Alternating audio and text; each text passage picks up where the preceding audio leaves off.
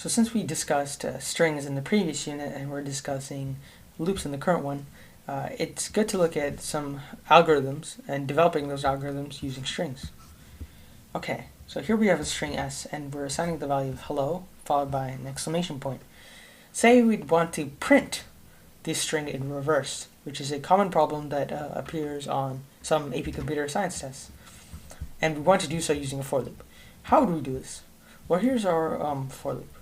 Our for loop here has the standard three parts: the initialization part, the part with the test condition, and the change that will occur to the initialized variable.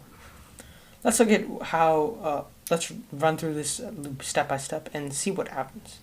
So here we're having I, and it's being assigned the value of the string's length minus 1. So what is this string's length? We can see it's 1, 2, 3, 4, 5, 6. It's 6 minus 1, which is equal to 5. So to begin with, I has a value of 5. Let's go through the loop. What do we do first? Well, we look at the test condition. We went over the fact that I starts out with a value of 5. We look at the test condition now. Does the variable I, is it greater than or equal to 0? Yes, it is. Since the test condition is passed, we can move on and go into the loop. Since we can go into the loop, we're at step 3. We execute all the code inside the loop. So these two lines right here. Step 3. Now, as you can see in this line, we are initializing a string called ith character, and we're assigning it the value of s.substring I, I plus 1. So what does this do? Well, we know the substring method takes the character specified in the first argument and then takes up to, but not including, the character at the second index.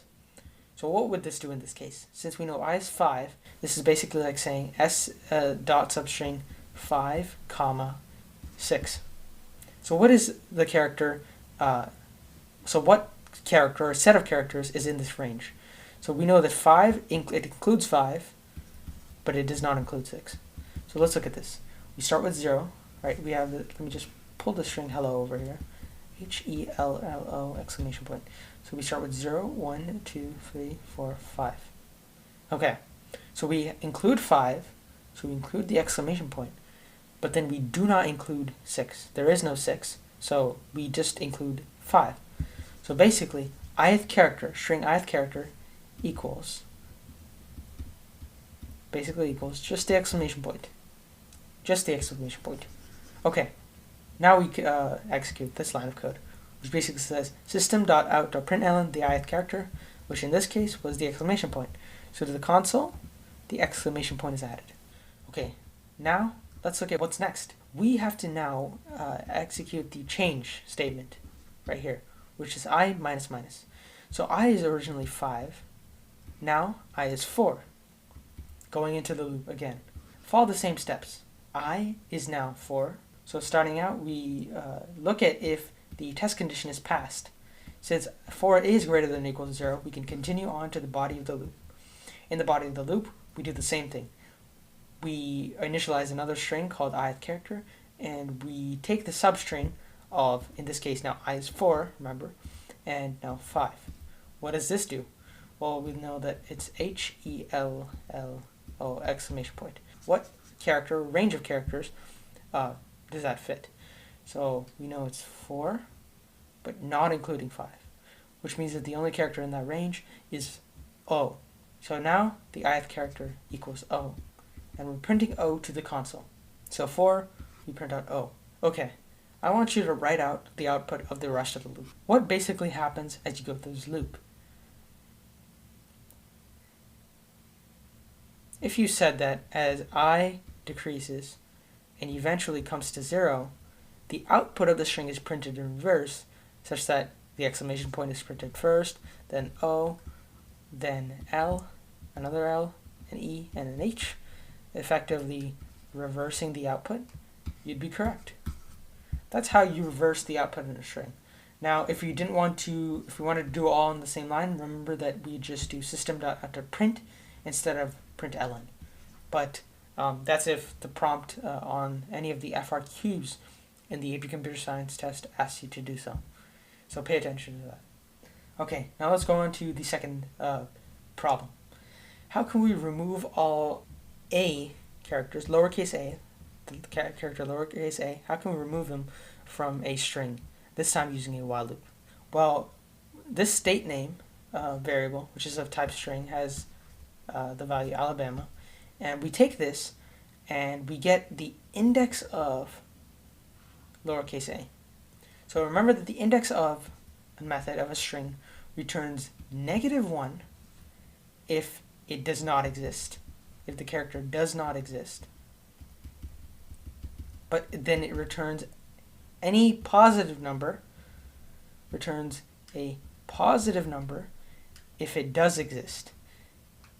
And this positive number corresponds to the index.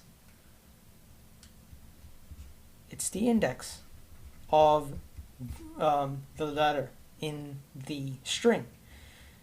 So what would state name.index of yield? Is there a lowercase a in Alabama? So starting from the left to the right, knowing the index of represents the first occurrence. Where is the first occurrence of lowercase a in capital A Alabama? So we go through this. No, this is not it. That's not it. Oh, we have a lowercase a, and that is at index 2. Okay, so state name.index of the string a equals 2. Now we have this Boolean expression now. 2 does not equal to 1. Is this true? Yes, this evaluates to true. So we can go inside the body of the while loop now, since the test condition was true. Now we have another variable we're defining called I, and now we're setting it equal to the index of a. Basically, we're getting access to this character right here. So knowing that this is exactly the same piece of code, I equals 2. Since I is 2, let's look at what these two strings would evaluate to. Since we're trying to remove all a characters from the string, one way to do so is to basically take all the characters leading up to that character and all the characters after. So taking AL and then taking BAMA and then combining them together to get Alabama without the A. There is no A in that. That's one method, and that's the method we'll be using.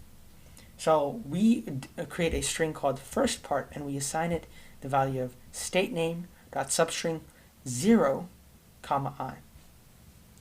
Okay, knowing that I is 2, basically this line first part is state name dot substring 0, 2. So as we know, the substring method does not include this index in its substring that it creates. So what would this evaluate to? Well, we have 0, 1, 2. So it would take 0 and 1, not 2. So AL. So first part would equal AL. We have last part here, and last part would take BAMA. And it would take the substring I plus 1. Notice how there is no second argument. There's only one argument in this substring method. And that's completely valid. When there's only one argument in the substring method, remember that the substring goes to the specific index and takes every character until the end of the string. Knowing that, we have I plus 1. Since I is 2, I plus 1 is 3. So basically, this is state.substring 3. What does that equal to? Well, we go to the index 3, which is 0, 1, 2, 3, starting at B, and we take all the characters to the end, which is BAMA. So effectively, string last part is BAMA.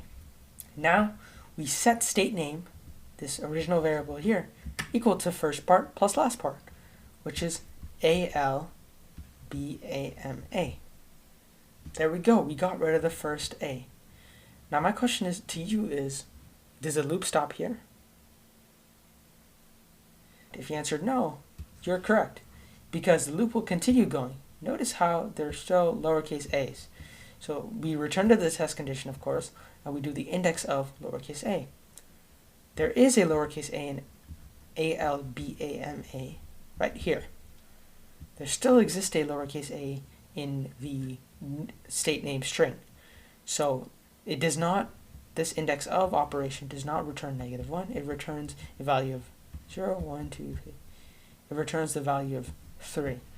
3 does not equal -1. That is true. So the loop keeps on repeating. And effectively, if you go through it and you trace the loop, you'll notice that the final output will be ALBM. All three lowercase a characters will be removed. The while loop stops when it notices that there are no lowercase a letters left in the string, and it leaves us with state name equals to this.